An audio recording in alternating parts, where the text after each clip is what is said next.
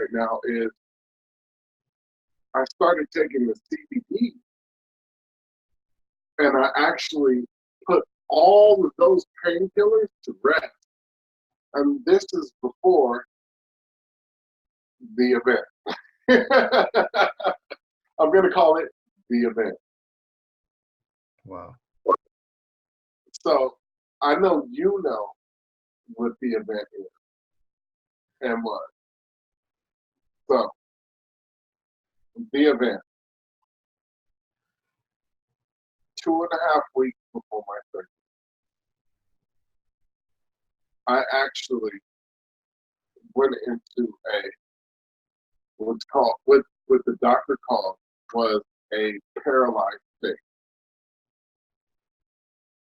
And what happened was, before that, I was still able to walk, still able to, move up and down my stairs everywhere. I went to sleep. I woke up the next morning, and I told my wife, I cannot move. And my wife looked over at me and said, what are you talking about? I said, I cannot move my leg. My exact words. And she looked at me like, come on, like you're exaggerating. You're doing too much. And I said, you're not understanding. Every single time I even move an inch, I have a burning pain from the bottom of my feet all the way to the middle of my back.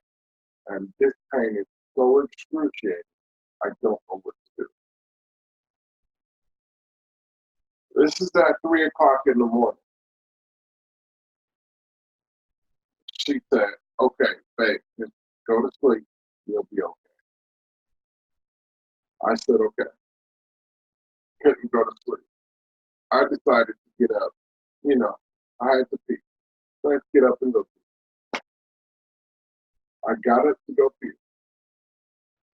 By the time I got to the foot of my bed, I fell down on my face. And that's the place that I laid for the next week and a half. So Wow. That's incredible. week and a half to almost 2 weeks I laid there. From that day, next week and a half, I went to the emergency room 3 times. Every emergency room, or all 3 times I went to the emergency room, they never had a neurosurgeon that can figure out what was wrong with me. So they kept sending me home saying, you have a pinched nerve, and your pain is not as bad as you said it was. So they would send me home. Went back to the emergency room, they sent me home. Went back to the emergency room, they said, on the 3rd time, you have an appointment with your neurosurgeon on Tuesday. This is Thursday. I'm sorry. This is Saturday. You have an appointment with your neurosurgeon on Tuesday. Go back home. They sent me back home that next morning.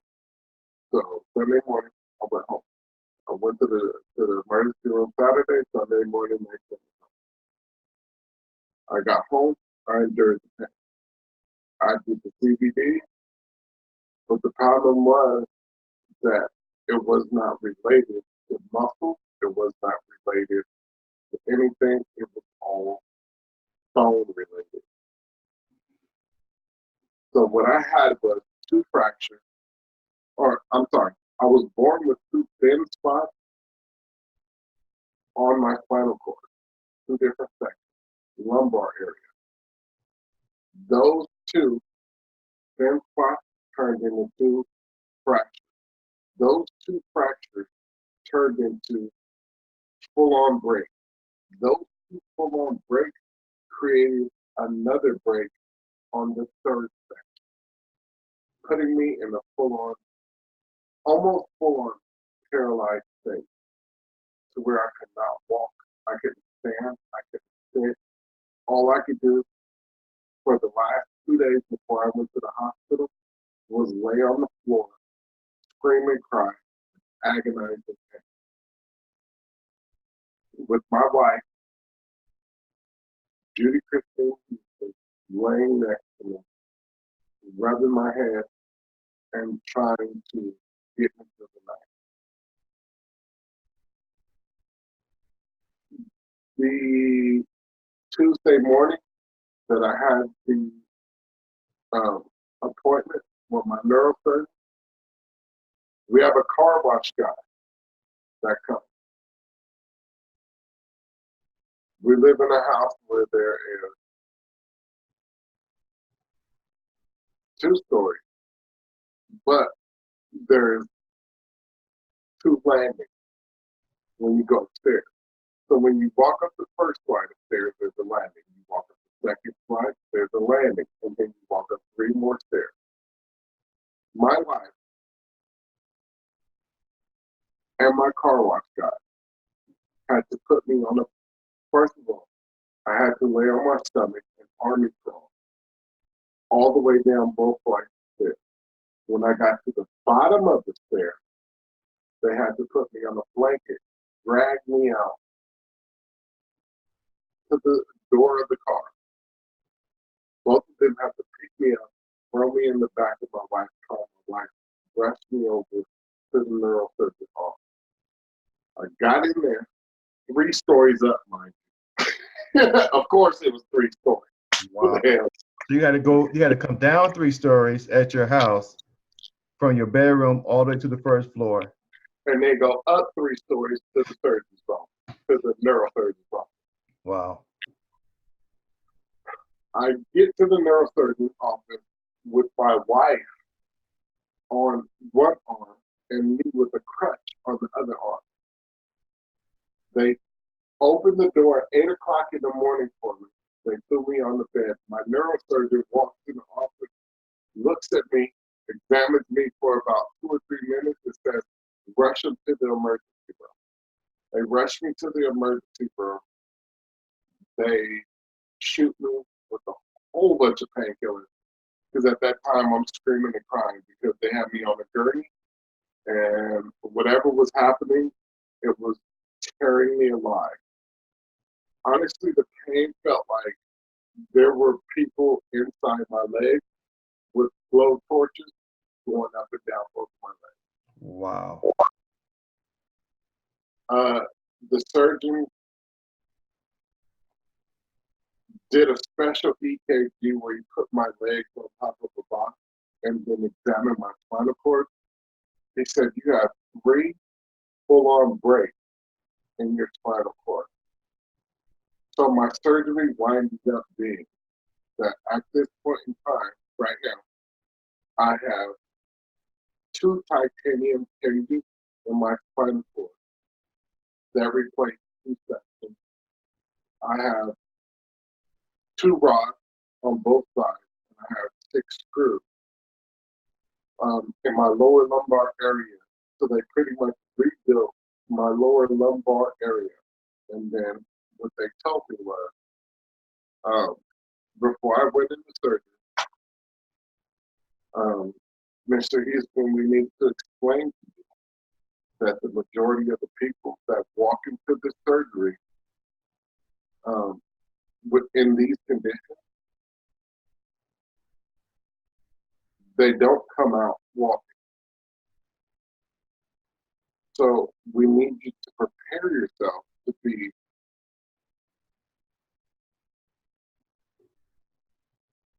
unable to walk. So there's a major possibility that you could be paralyzed from the waist down. Is what he told me before I went into surgery. But mind you, that day I went in, that he had me sent to the hospital. 2 days later, I was rushed to emergency surgery.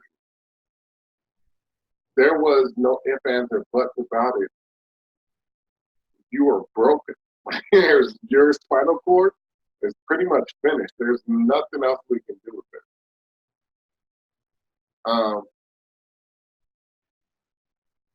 I didn't accept that. I have God, and I have my will that determines everything different than what he said.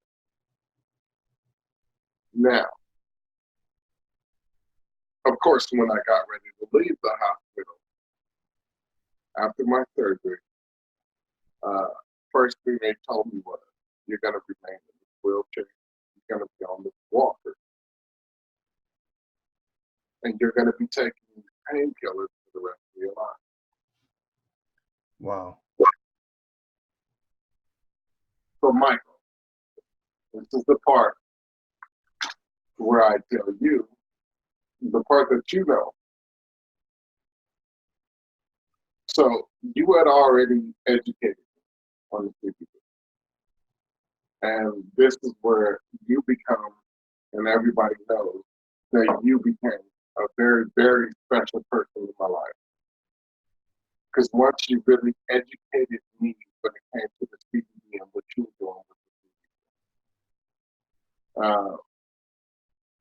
And my wife, she had already given me the CBD beforehand, and I was able to X out all those medications.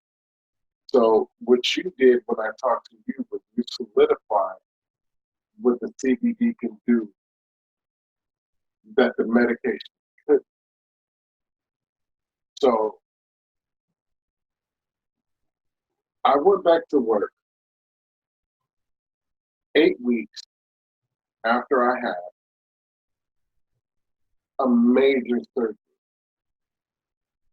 Originally, the doctors wanted to take me off work for the next year. I was supposed to be spending the next year in recovery. 8 weeks after the doctor did my checkup, I asked them, how soon can I go back to work? They said, how much of the painkillers are you still taking? I had to explain to them that after 4 weeks, I stopped taking all of their painkillers and I started taking the roll-on CBD on my back. I was drinking the tea in the morning and I was chewing the gummies for energy.